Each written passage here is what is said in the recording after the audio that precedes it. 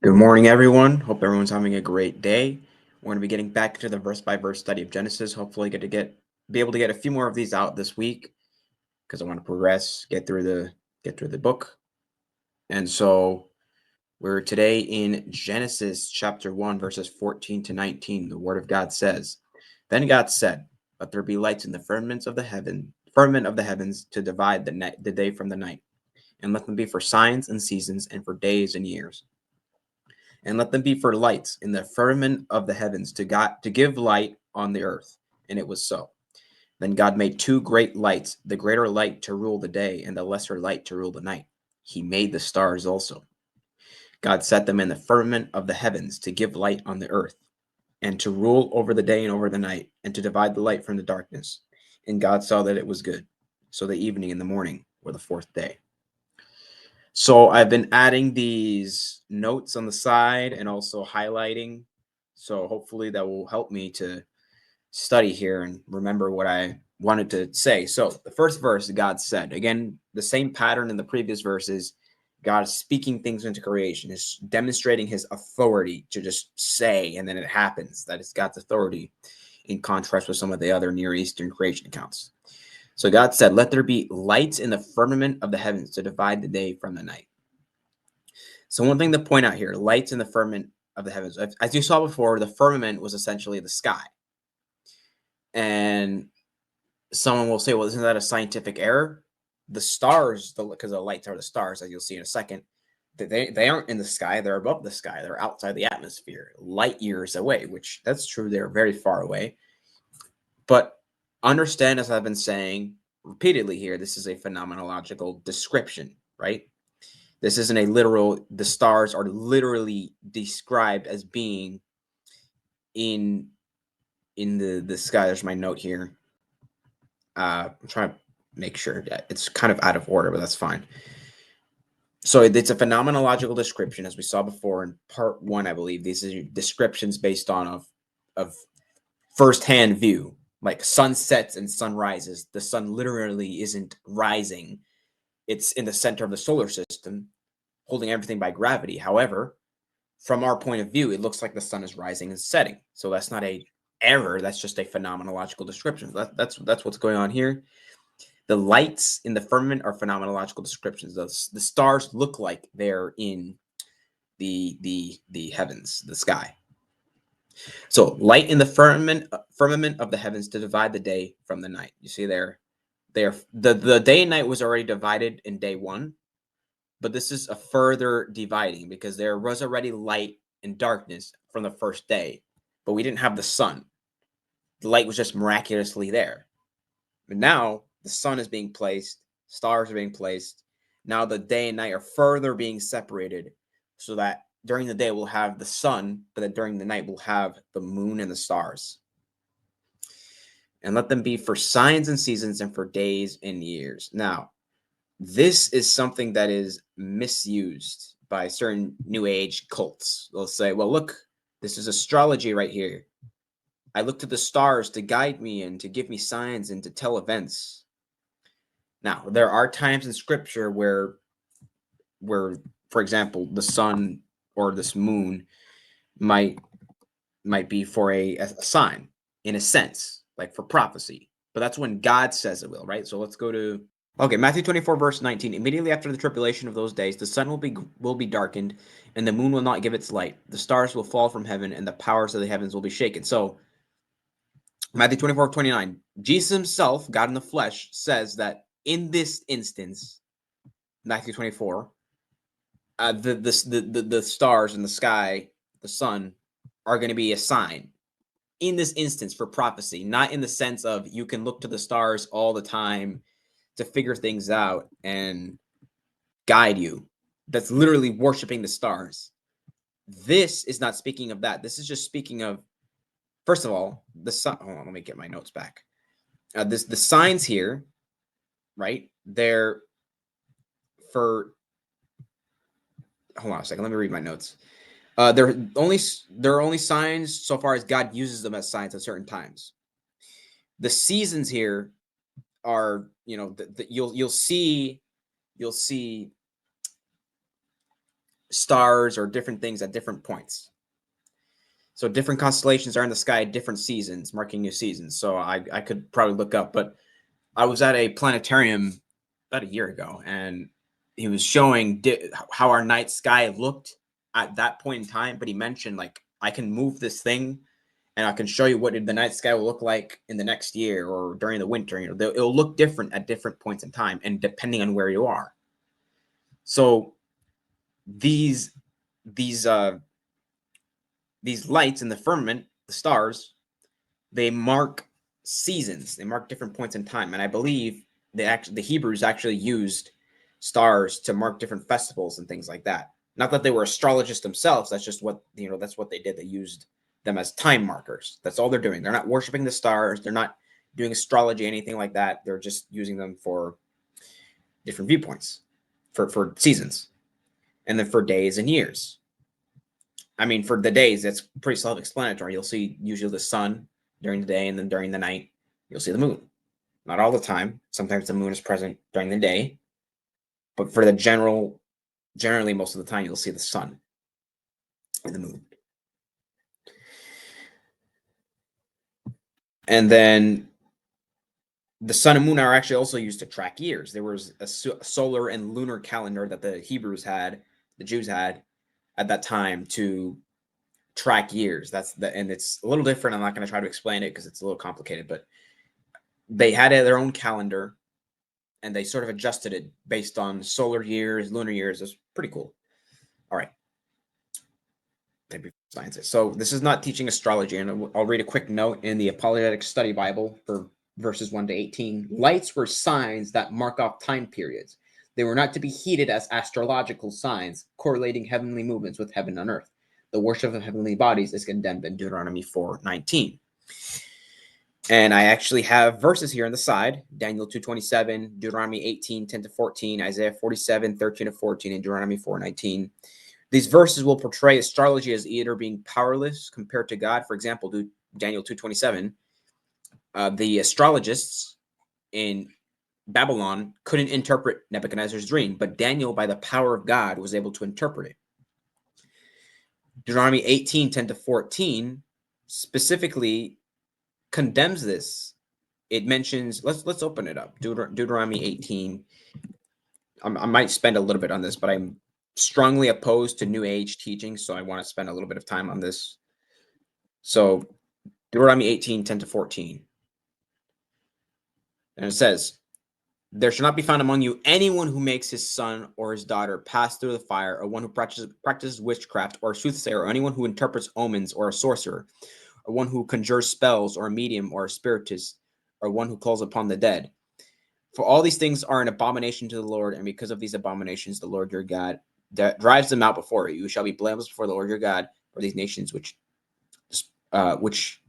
you will dispossess. Listen to soothsayers and diviners, but as for you, the Lord your God has not appointed such for you. So this sort of describes not I don't think all of this describes astrologists, but part of it does. I think the spiritist is the one. I read the ESV version a few minutes ago, and it had divination, essentially, calling on something else as a deity, revealing things. Let's look up the definition of, let's say, divination, because that's the word it used in the ESV. Divination. All right, and it says here, the practice of seeking knowledge of the future or the unknown by supernatural means.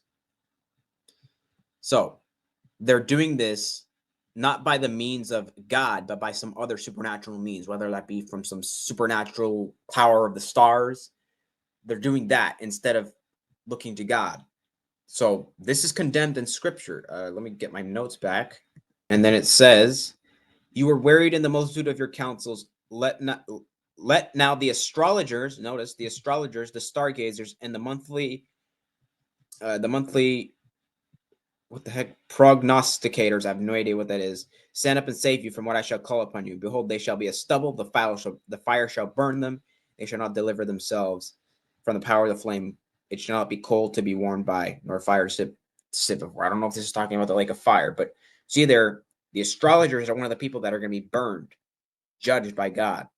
This is a grave sin. This is not something that you want to mess with. And then Deuteronomy 4:19. We'll just open it really quick. Just really quick. Deuteronomy 4:19. And it says, "Take heed lest you lift up your eyes to the heavens, and when you see the sun, the moon, and the stars, all the hosts of heaven, you feel driven to worship them and to serve them, which the Lord your God has given to all peoples under the whole heaven as a heritage." So again, worship of suns and moon and stars, that's condemned as sin. Right? You should not do these things. All right, so we know this isn't teaching anything about astrology. This isn't teaching astrology. That is a grave butchering of the text. And I believe there was a commentary on Bible Hub. I believe it was Ellicott's commentary that interpreted it as that. Now, nothing against Ellicott's commentary. I love it, but that was a really wacky interpretation. I don't know where they got that. I'm gonna be honest. I don't know how they managed to interpret that in light of all these verses right here. Like, how do you do that? So the stars, they proclaim God's majesty, they'll mark times, and they might be even used as prophecy when God says, not when some guy or astrologist says. So yeah, that's the other thing too. A lot of these false prophets that try to predict the end times. He's coming tomorrow. I remember last year the solar eclipse, they were saying he's coming on that day. Get ready. And then he didn't come. Oh, it's gonna be 40 days later. It was based on a solar eclipse. Like, dude, a solar eclipse is a regular event. It happens everywhere. Like, just because it happens in America or makes an X, that's stupid. That's just that's pretty close to astrology. You're looking to the stars as a sign. That's why I reject these false prophets. They're essentially like astrologers. All right, where are we at here? 12 minutes. All right. Verse 15, and let them be for lights in the firmament of the heavens to give light on the earth. And it was so. So see there, now these would be the source of light, right? This is how we would have light on the earth. We would have the sun, moon, and stars. The sun would be a great light during the day so that we could see and we could, actually see during the day and do our daily work. And then this moon and stars are there just to give a little bit of light so that you can sort of navigate during the day, during the night, but that it won't be so bright that you're up at night. This is the fourth day. Yeah, this is the usual pictures that I've been using to depict it. I don't agree with this here. I don't think the continents looked like this. I think it was a Pangea, I believe. So I could be wrong. And you see there's depicting the sun, this little happy face, little smiling guy. Hey there, pal. The moon, stars, and then there's the firmament, obviously. It's the fourth day. Solar light restored. All right. But back to Genesis. Now, actually, before we do that, so there's a huge question that gets asked a lot, and not every Christian knows the answer. Or I don't think anyone technically knows the actual answer, but there's possibilities, right? So the question is, if the Earth is young, because there's the young Earth position, which I hold to, but then there's also the old Earth, different old Earth positions that interpret Genesis in different ways, different interpretations, as I mentioned back in part one. To young Earth creationists, they would have to answer more scientifically, although the old Earth will just say, yeah, this isn't literal. How can if stars are billions of light years away, meaning it takes billions of years for the light to get here, like when you're looking at the sun, you're looking essentially 8 minutes into the past because the light doesn't reach Earth until about 8 minutes later. So you're almost looking like 8 minutes into the past. The moon, you're looking like 1 second into the past because it's about 1.5 light seconds away. So stars can be billions and billions of light years away, depending on where you're looking. For example, there might be some in the Milky Way that are about 50 to 100 light years away, which would be more like 100 years. But there are some that we can see that are billions of light years away. So how can that be if the Earth is young? There's different ways to understand it. One theory is that light has, and I believe there has been some science about this, that light traveled at different speeds at different points in time. It possibly used to be faster, but slowed down over time. That's one possibility. There was another kind of interesting theory about white holes and black holes. I don't remember how to articulate it, but it sort of went like time is different in white holes and black holes. So what you're seeing, for example, in the black hole, when you're getting closer and closer to the event horizon, where time essentially stops, everything is moving fast around you, but from their perspective, you're moving slow. So there's something along those lines. I forget how to articulate it, but it was articulated pretty well. I kind of like this explanation as well here. It mentions, I'll try to be fast here, but it mentions that Albert Einstein had, according to Albert Einstein, space is not empty nothingness that most of us perceive it to be. It's filled with what Einstein called ether.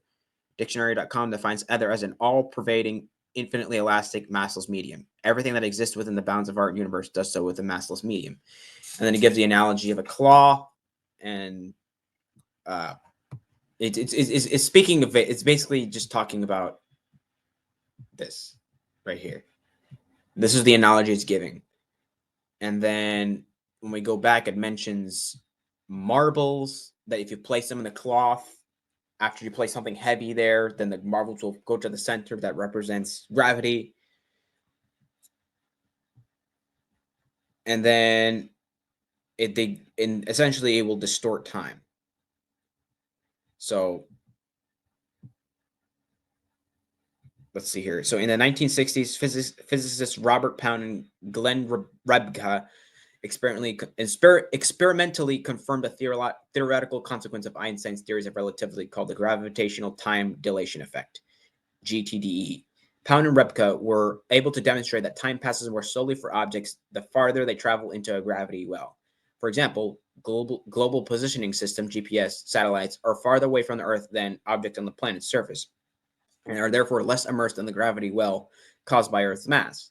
The result is that time passes a little bit more quickly for our GPS satellites than it does for us here on the surface, since we're deeper inside the Earth's gravity well. Atomic clocks aboard the satellite and here on Earth have been used to detect and measure this difference in the rate of time's passage. Likewise, an atomic clock in Greenwich, England at sea level records a slower rate of time than an atomic clock in Boulder, Colorado, 5,430 feet above sea level. At these relatively small altitudinal differences, the measure effect is minor. The effect across the greater cosmos can be more dramatic, much more dramatic, the deeper a gravity well. The stronger the GTDE, the deeper gravity well, the stronger the GTD, excuse me. In fact, according to general relativity, time actually stands still at a boundary of a black hole, an area known to scientists as the event horizon, where gravity is so intense that even light cannot escape, hence the name black hole. Good thing I watched all those black hole videos back in the day, so I know what this means. Now let's set aside GT from another. Wait, hold on. Let me go. Stellar redshifts. Okay, so redshifts are a Doppler effect phenomenon whereby radiation wavelengths like those of starlight lengthen as they move further away from an observer. The general consensus among astronomers is that observed stellar redshifts indicate that the universe is expanding. Hubble's law. By extrapolating this expansion backwards, it becomes apparent that the primordial universe was somewhat denser, more compact than it is today. In a bounded universe where neither has a center and an edge, the material compression as described above would serve to deepen the gravity well caused by combined mass of the universe. This would intensify the GTDE, causing time to pass much more slowly near the center of the universe, deeper in the well, than near its edge, near the surface of the well. So it keeps on going, but essentially, what Got Questions argues is that there's Einstein's theory of relativity that will give us this, if I'm understanding it correctly, the gravitational time dilation effect. And essentially, depending on gravity, for example, in a black hole, time significantly slows down until you get to the event horizon. And that happens with any kind of gravity. So it argues that, and then it argues that there's, where is it? The redshift. And it deepens the gravity well, which will slow down time, combined by the mass of the universe, and that's going to intensify it, and time will pass much more slowly. And this would be in the past. So what Got Questions argues is that light moved more slowly, and because of this, it's a time. The relativity of time. Time was a bit more relative, and that shifted how things were. it shifted the time. And so that's there's a few theories on this. There's not one set Christian answer. There's a set Christian answer to a lot of things, but this is something where it's more of, okay, there's possibilities, right? So there are theories on this.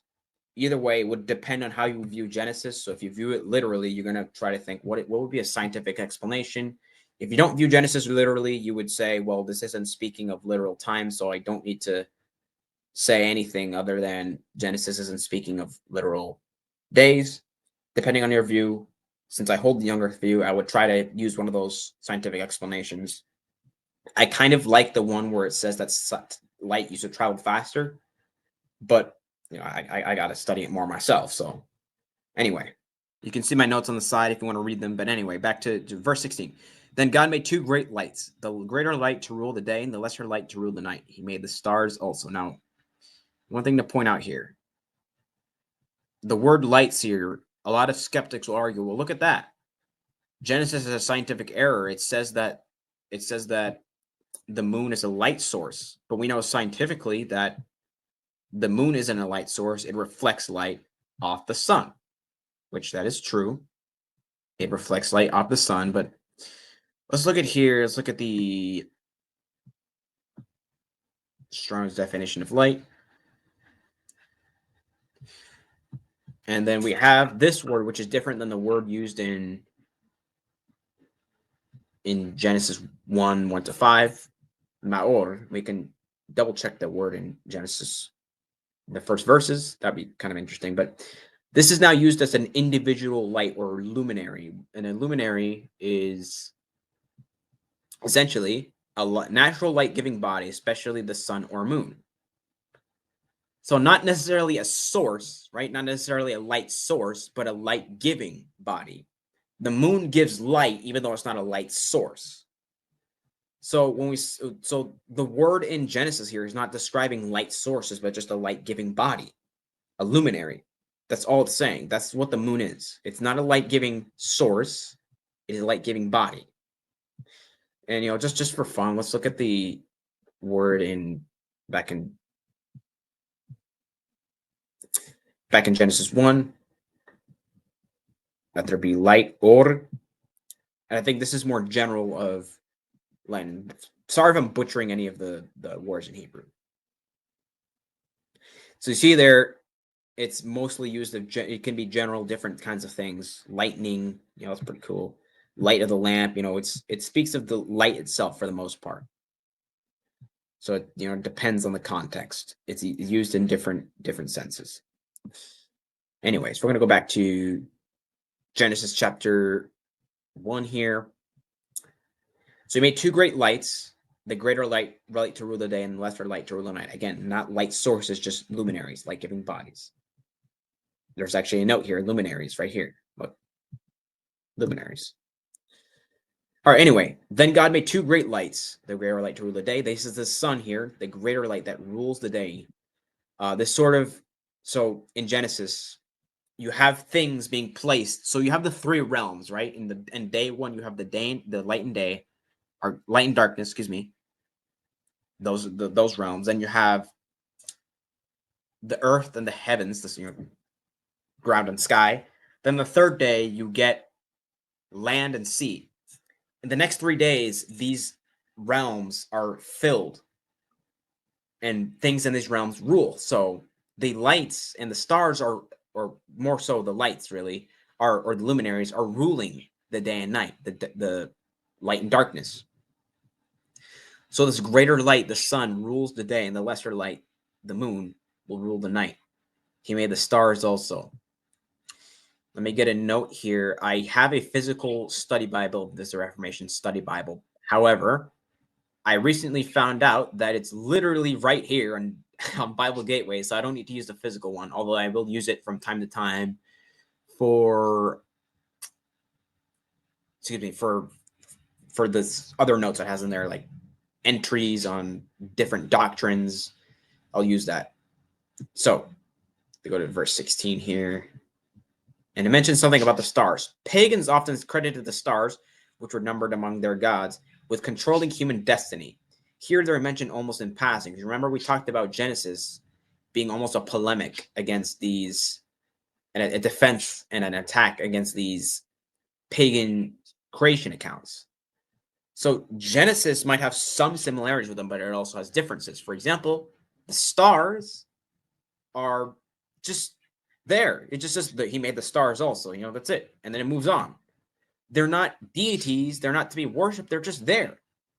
Now, they can be for signs and seasons, and they declared the majesty of God, Psalm 119:1, but they're just mentioned in passing. They're not deities. We don't worship the stars. So when people say, well, Genesis is just like all these other creation accounts, it's the same thing. Well, no, not necessarily. It doesn't view the stars the same way, for example, as some of the other pagan accounts. Genesis might have similarities, yes, because they're all Near Eastern literature, but they're going to have differences as well. That's why a lot of Christians will say that Genesis is a polemic against them, at least the first chapters. All right. Verse 17, God set them in the firmament of the heavens to give light on the earth. So again, as I mentioned, during the day, the sun gives great light during the day, so you can see what you're doing. For example, if you're doing yard work, you want the sun so you can see what you're doing. And then at night, there's a little bit of light so you can sort of navigate your way. Like, I want to see where I'm going at night before I get to bed, and then I'll turn off the light, so I can see my bed. Okay, there's my bed. All right, let's go to sleep. But then not so much light where it's, oh man, it's so bright, I can't sleep. Like when I want to take a nap during the day, I try to make it as dark as possible. So if God made it, this is God's design right here. He makes it so that you can do things during the day and see, and then during the night you can see just enough, but then that night you can still fall asleep. And the stars contributed to that probably a lot more back then, because today we have light pollution, so it's harder to see the stars. But back then they were probably amazing. I really wish I could see that. Anyways, verse 18. And to rule over the day and then over the night, and to divide the light from the darkness. So you see there, this is finalizing the dividing of the day and night. So the firmament has rulers. They're not to be fruitful and multiply. However, when you mention the birds and the fish and man and beast, they're told to be fruitful and multiply, but the stars aren't really told that. So recognized as not necessarily creatures. So again, that also is contributing. They're not deities. They're not anything more than just creations of God, which they're good creations because God says it's good, right? In the same verse 18, and God saw that it was good. But it's also recognizing that they are creations of God, set for purposes from God. They aren't even conscious. They're not to be fruitful and multiply. And so the evening and the morning were the fourth day. Again, we're gonna repeat this for all 7 days, right? Well, I don't know if the seventh day has that phrase, but it doesn't actually. No, it doesn't. But evening and morning, right? Debate on this. Is it literal? Is it describing something more metaphorical? There's debate on that. Go back to part 1. I mentioned that for verse 5. But with that being said, what time are we at? I thought this was going to go on longer, honestly, but I think I'm done. I mean, I mentioned everything I wanted to mention. This is the fourth day.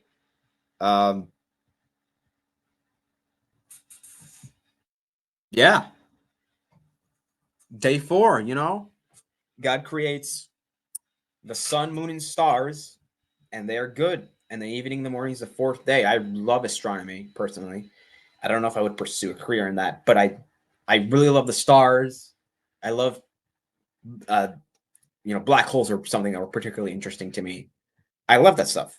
And this is, one of my favorite parts of Genesis, just the creation of the stars, the moon. It's great. It's great to study Genesis. It's great to study God's word. Take some time, maybe one night, probably during the summer. Winter is just awful to be outside. I wouldn't look at the stars during the night. It's so cold. But maybe during the summer, take a night, just for maybe a few minutes. Look at the stars, although they're going to be a little bit not quite as glamorous as they would be in those times. But just take a bit to admire the creation of the stars, the moon, the sun. Don't look directly at the sun, all right? Don't do that. That's dangerous. But anyway, I think we're done here. I mean, I don't know what else to say. I thought this was going to go on for like an hour, but 30 minutes, solid, solid. We got good stuff done. So yeah, with that being said, hope you all enjoyed this study. We'll be going through this hopefully a little bit more often this week because I'm free this week, so maybe get some stuff done. But anyways, with that being said, God bless you all and goodbye.